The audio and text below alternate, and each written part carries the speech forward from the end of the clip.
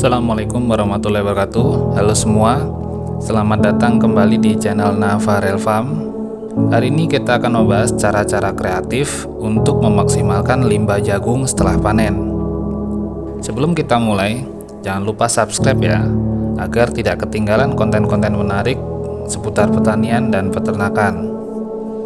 Dalam video kali ini, kita akan membahas sesuatu yang sangat relevan bagi kita semua, yaitu cara memanfaatkan limbah jagung dengan cara yang sederhana dan efektif.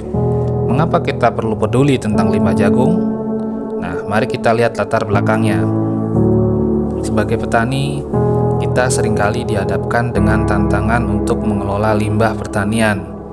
Dan salah satu limbah yang cukup umum adalah sisa-sisa jagung setelah panen. Sayangnya, sebagian besar limbah ini seringkali terbuang begitu saja. Padahal sebenarnya kita dapat mengambil manfaat maksimal dari setiap bagian tanaman jagung. Dalam video kali ini saya ingin berbagi beberapa tips dan trik yang sederhana dan mudah dilakukan dengan menggunakan alat-alat yang sudah ada di sekitar kita, terutama yang dimiliki oleh para petani.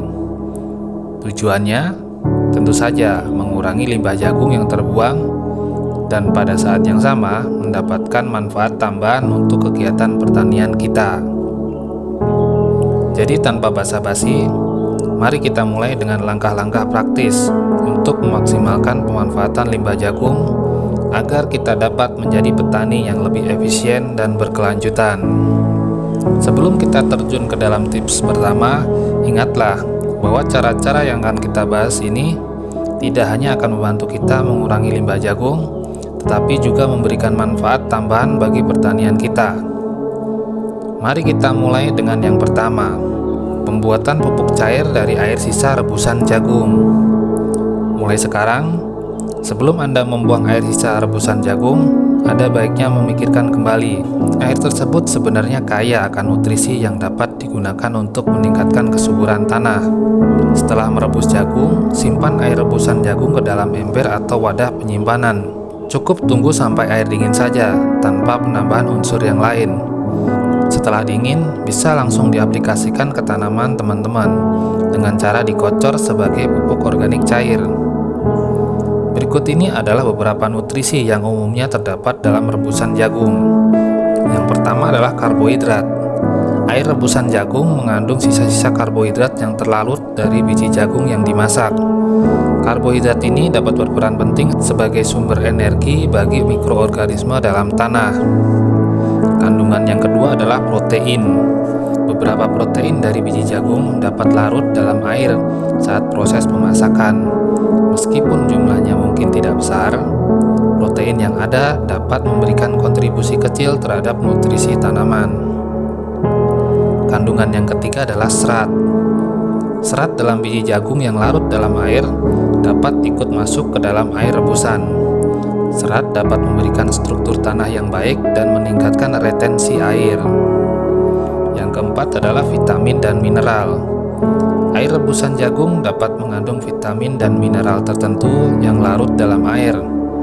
Misalnya vitamin B kompleks dan mineral seperti kalium, magnesium, dan fosfor yang dapat ikut terlarut.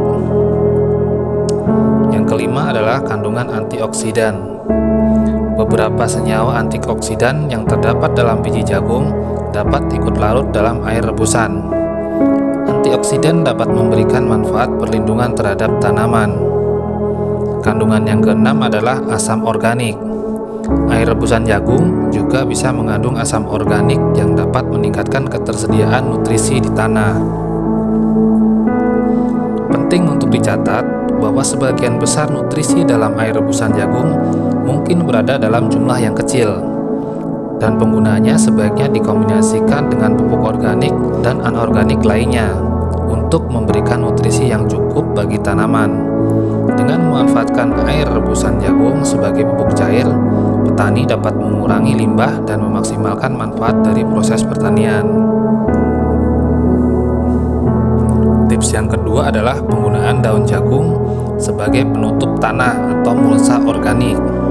Nah, untuk tips yang kedua ini kita akan membahas cara sederhana untuk mengurangi penguapan air, mengendalikan pertumbuhan gulma, dan menyediakan nutrisi tambahan untuk tanah kita. Semua ini bisa kita lakukan dengan memanfaatkan daun jagung yang sering terabaikan. Langkah-langkahnya adalah kumpulkan daun-daun jagung yang biasa terbuang.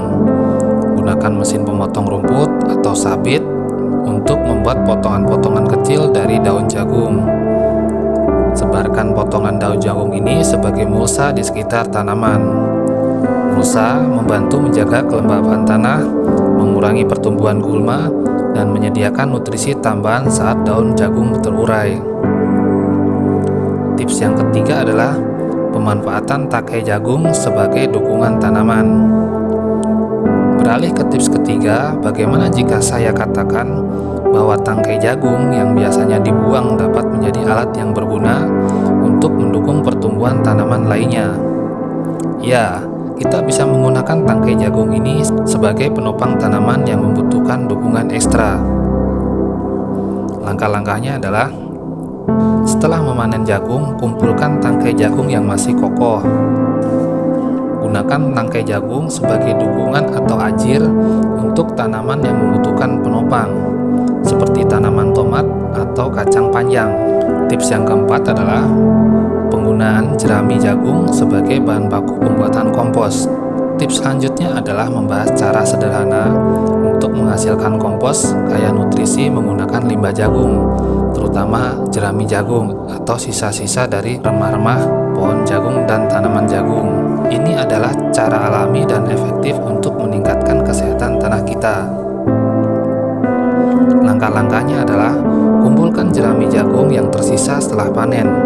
Campurkan jerami dengan bahan hijau lainnya seperti sisa tanaman hijau atau sisa dapur. Letakkan campuran ini dalam timbunan kompos dan biarkan alam melakukan proses dekomposisi. Untuk tips yang kelima adalah cangkang jagung sebagai perlindungan bibit. Tips yang terakhir ini akan menunjukkan kepada kita bagaimana cangkang jagung yang seringkali kita buang dapat dijadikan perlindungan ekstra untuk bibit tanaman. Penggunaan yang sederhana tetapi sangat bermanfaat. Langkah-langkahnya adalah setelah menggunakan jagung, bersihkan cangkangnya. Gunakan cangkang atau kulit jagung sebagai tempat untuk menanam bibit tanaman. Cangkang ini memberikan perlindungan tambahan untuk bibit.